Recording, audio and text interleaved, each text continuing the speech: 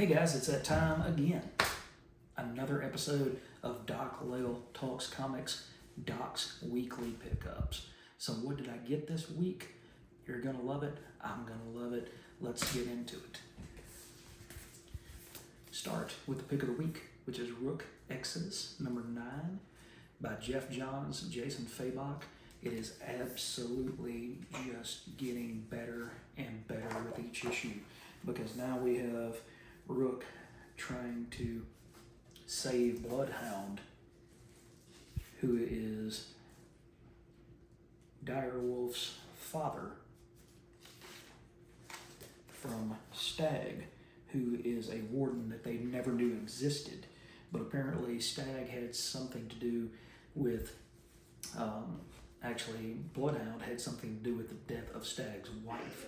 So Stag has got a mad out on Bloodhound and is intent on killing him. So you get this awesome Jason Fabok artwork in here.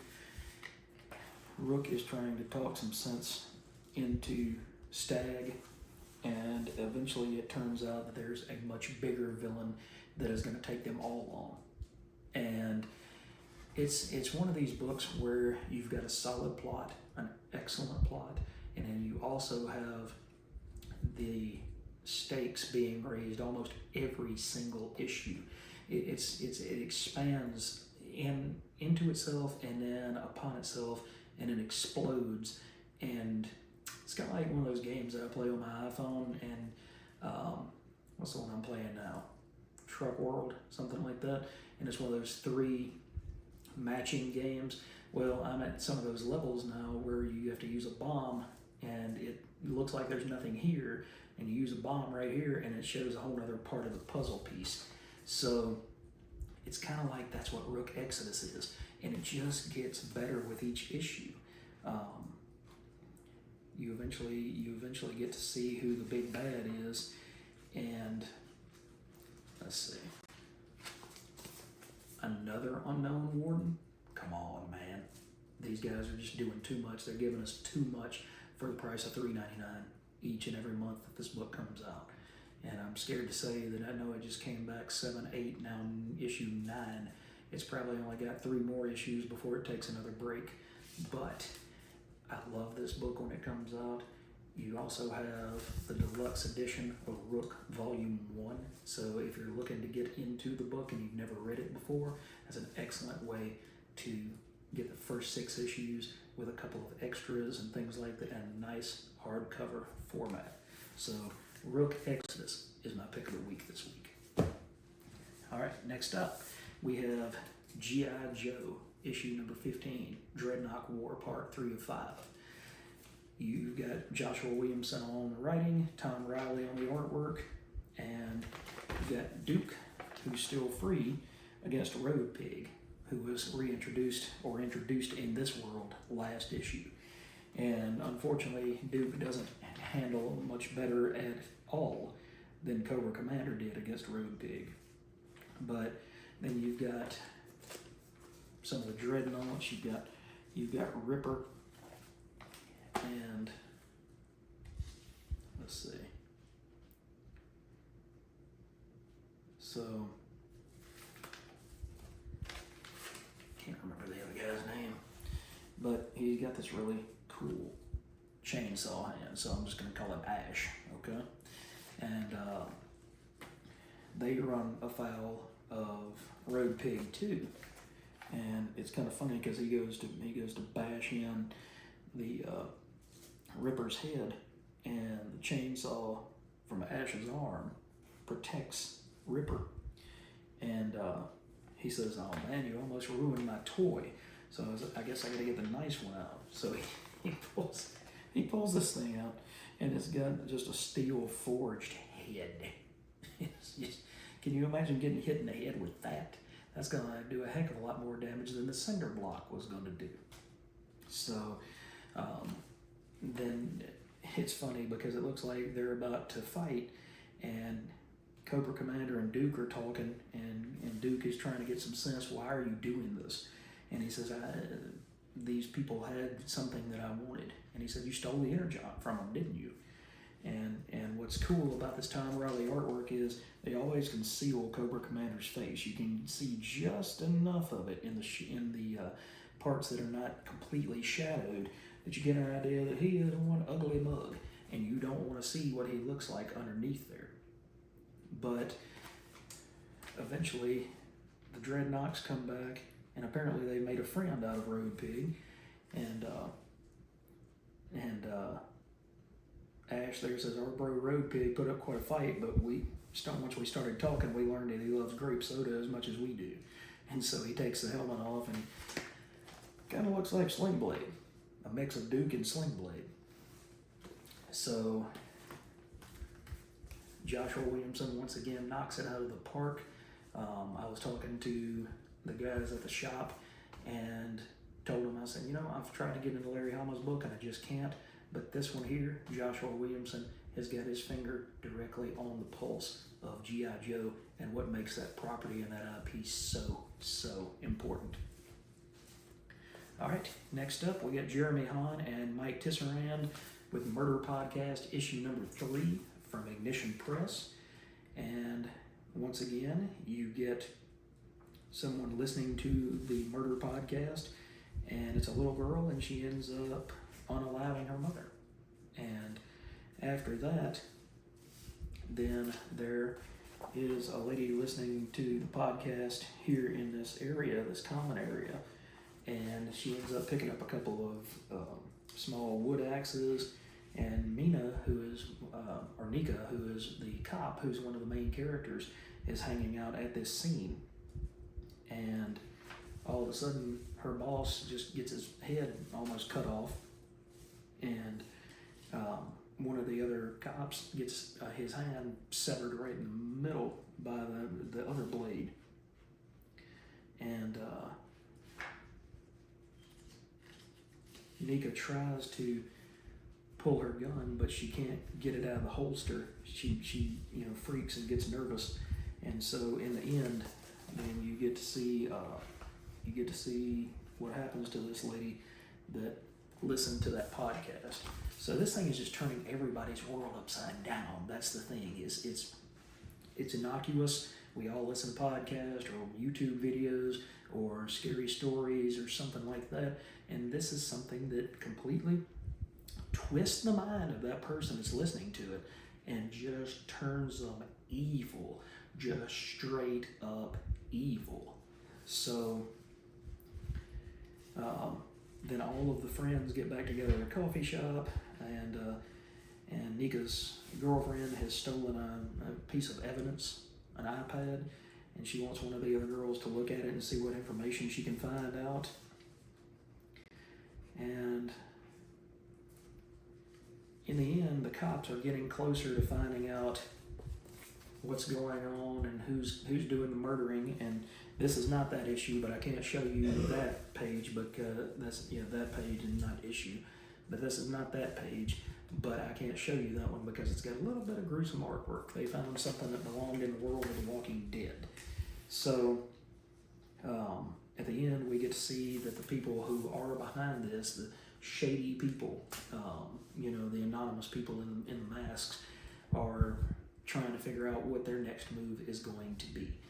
So I like the pace, I like the art, I like the action, and I like the solid storytelling, okay? Not everybody can tell a good, solid story. A, B, C, and then equals D. Some people jump around, some people start off extremely strong in the 100-yard dash, and then right at the end, they just fall over. And I really hope that Murder Podcast is not one of those. I'm not sure whether it's an ongoing or a mini, but either way, it is excellent, excellent reading. Okay. Nobody killed any children explicitly in this issue, but it feels like we are getting back to the main story. We're coming to understand more about Erica Slaughter and how she became the hunter that she is. By the way, this is by James Tinian IV and Werther Deladera. But I don't know.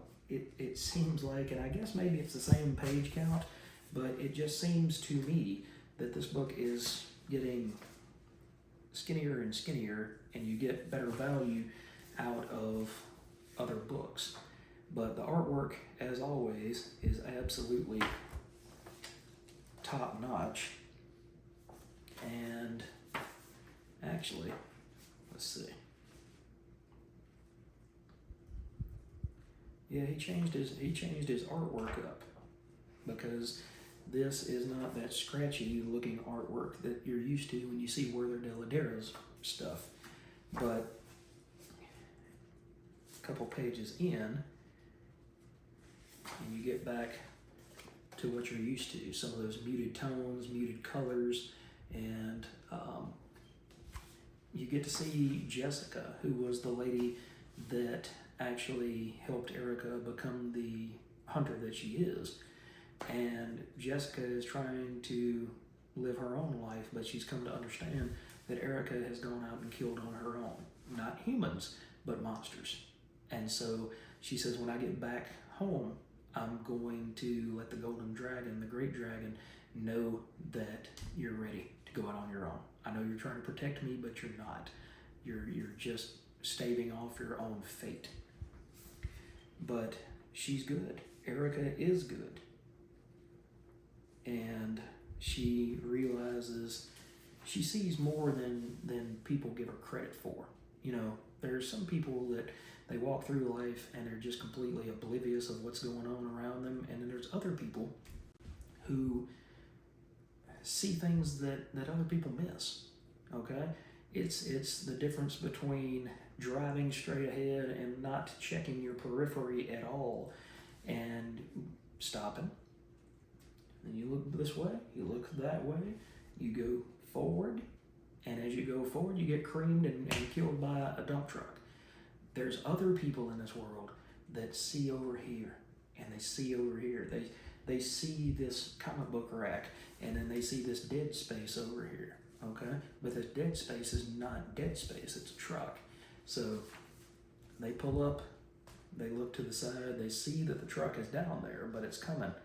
They look over this way, and they look again, and they start to pull out, and then they realize, wait, and they look one more time as they stop rolling, and the truck blows by them, and it would have killed them if they didn't pay attention. So that was a long analogy there, but the point is, she's a good hunter.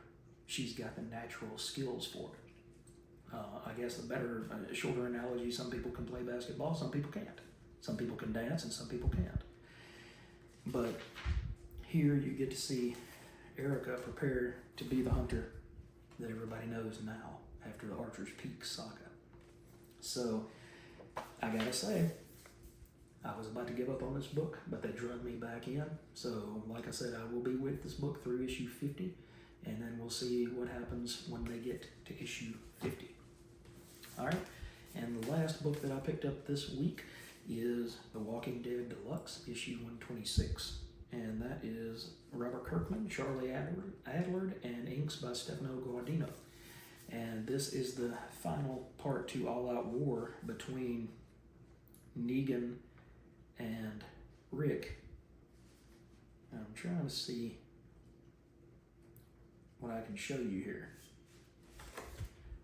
So Dwight eventually takes up the bat and the job of Negan, because Rick has incapacitated Negan. He's hurt him badly enough that he can't rule the Saviors anymore. And so Dwight says, you know what, things will be better now, you'll see. You just give me a chance to rule. You give me a chance to lead you, and I'll lead you fairly. I won't lead you into the darkness like Negan did. So Rick, unfortunately, takes a pretty bad wound. Negan gets in one last shot, so to speak, and broke his leg. And so now he's missing a hand, and he's got a broken leg on the same side of his body, fortunately, because it might be even tougher if it was on his, opposite leg and opposite arm. But now you get a chance to see if they can rebuild, because All Out War brought everything down to cinder and ashes. And if Rick hadn't stopped Negan when he did, then Negan would have never stopped. He would have just kept coming and coming and coming. He would have seen reason, like the last issue, with what Rick said. But Rick couldn't take that chance that he would say, you know what, you're right. And then he goes home and he's like, no, he's not right. We're going to go back and finish where we started.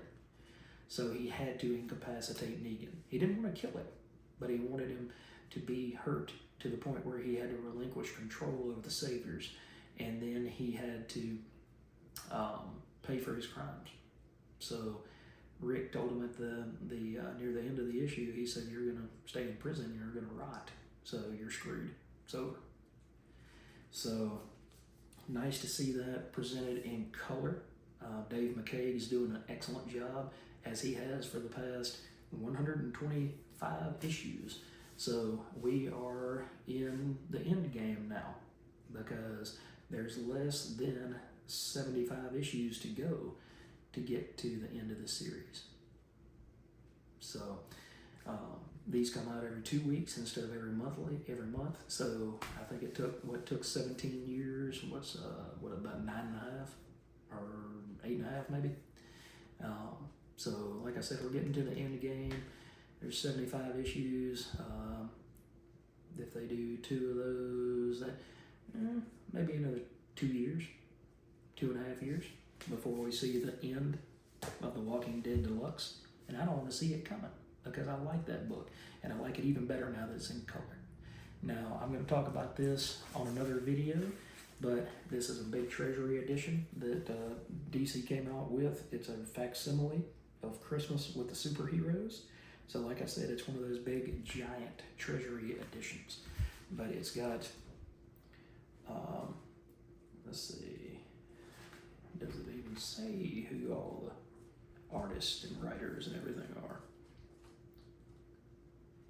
Well, for example, you have Silent Night of the Batman by Neil Adams and Dick Giordano.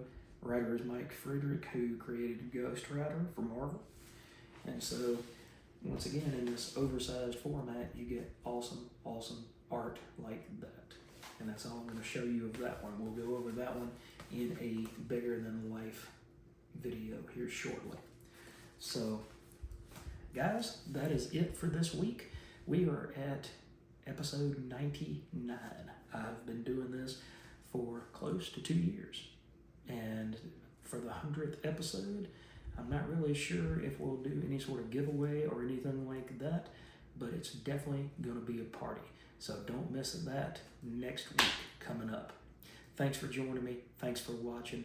If you hadn't, please like and subscribe to keep the channel growing so that you can see more content just like this. I try to present each and every day. So come on back for some more videos, guys. Thanks for watching.